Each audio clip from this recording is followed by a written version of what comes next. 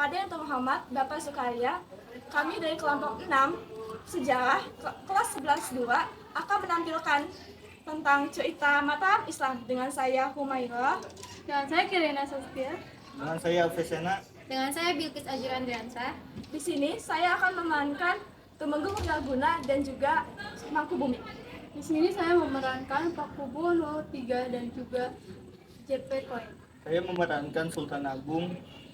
Saya memerankan Raden Ayu Binongan sekaligus prajurit.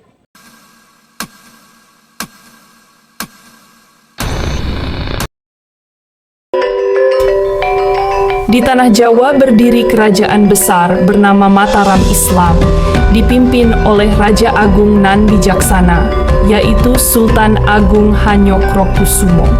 Beliau memiliki tekad untuk menyatukan tanah Jawa dan menolak penjajahan bangsa asing yang datang menjarah bumi Nusantara. Rakyatku, kita hidup damai di tanah yang subur dan makmur. Namun lihatlah bangsa asing dari Belanda yang menamakan dirinya VOC mulai merampas rempah kita, memonopoli dagang, dan menindas rakyat di pesisir. Apakah kita akan diam melihat tanah air diinjak? Tidak, Paduka. Selama darah ini masih mengalir, Mataram takkan tunduk pada penjajah. Izinkan hamba memimpin pasukan menuju Batavia, biar dunia tahu rakyat Jawa bukan bangsa yang bisa diperbudak. Paduka, perempuan Mataram pun siap berkorban.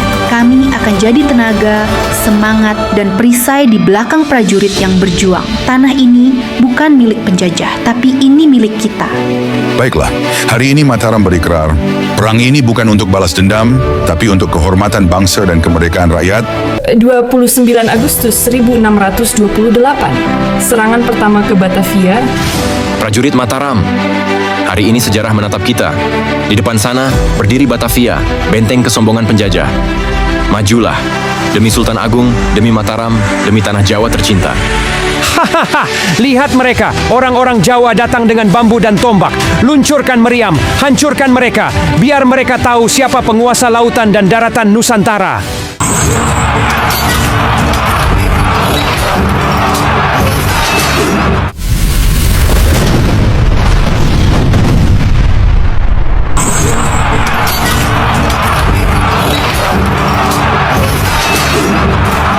Tumenggung Wiraduguna, persediaan makanan habis, bantuan dari Mataram tak sampai, jalanan dikepung musuh.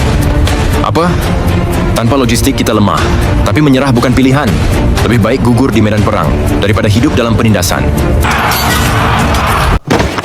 Tumenggung Wiraduguna!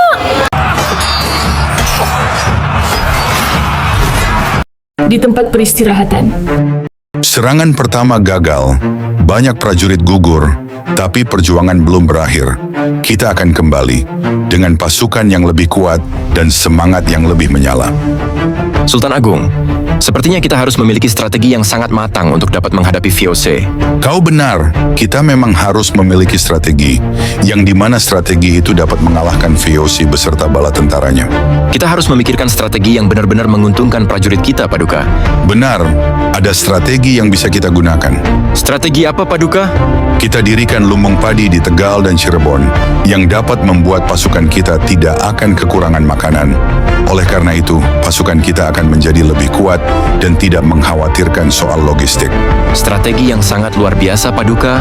Dengan adanya lumbung padi di Tegal, maka pasukan kita tidak kelaparan saat di perjalanan menuju Batavia. Dan dengan mendirikan lumbung padi di Cirebon, maka pasukan kita tidak akan mengkhawatirkan logistik. Ini akan sangat menguntungkan pihak kita.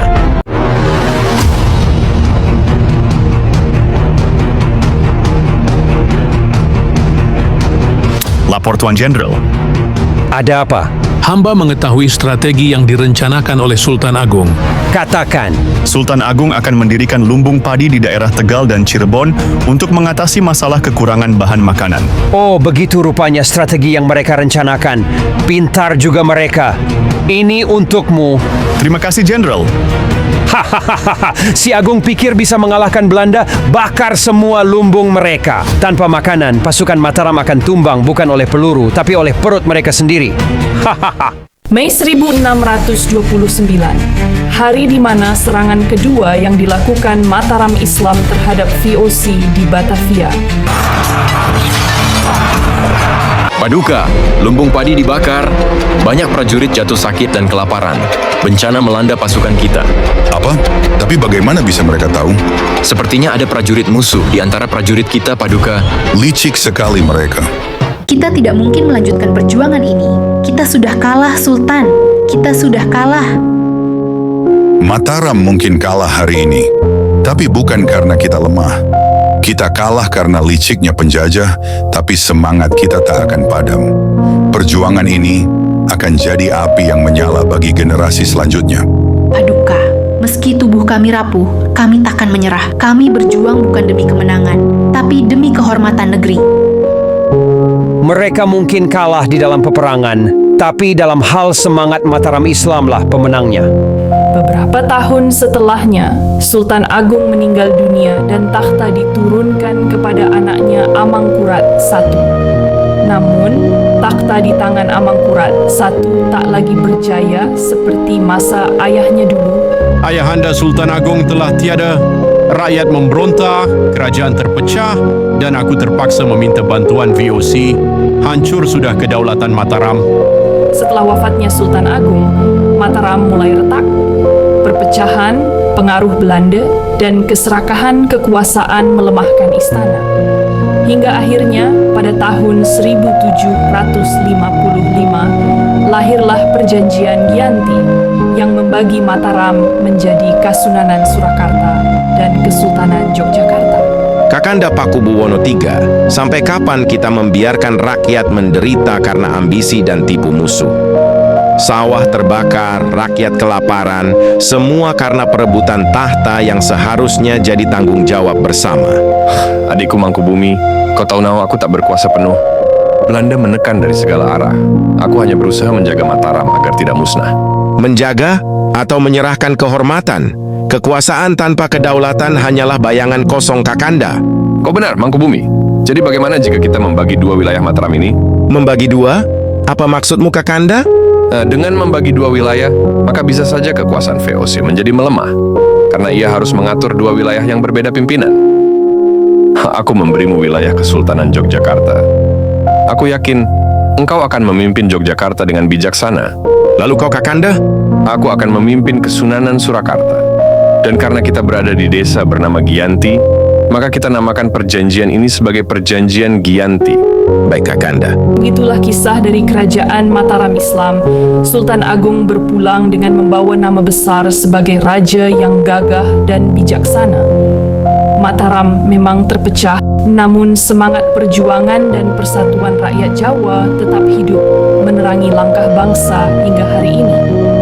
Kerajaan Mataram Islam di bawah Sultan Agung telah memberi contoh bahwa perjuangan tidak selalu berarti menang di medan perang, tetapi menang dalam semangat, persatuan, dan cinta tanah air.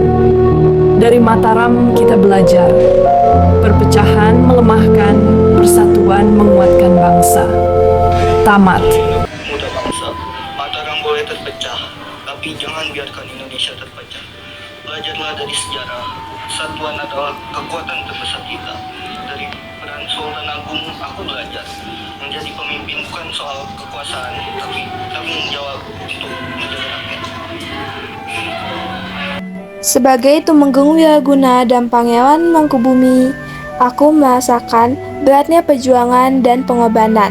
Kini aku tahu bahwa cinta tanah air tak dapat hanya diucapkan, tapi diperjuangkan. Aku memerankan Raden Ayu Winongan, dan aku sadar kekuatan perempuan juga menjadi bagian penting dalam setiap perjuangan bangsa. Aku memerankan Pakubuwono III dan musuh JP Koin, tapi dari peranku aku belajar bahwa keserakahan dan ambisi hanya akan menghancurkan segalanya.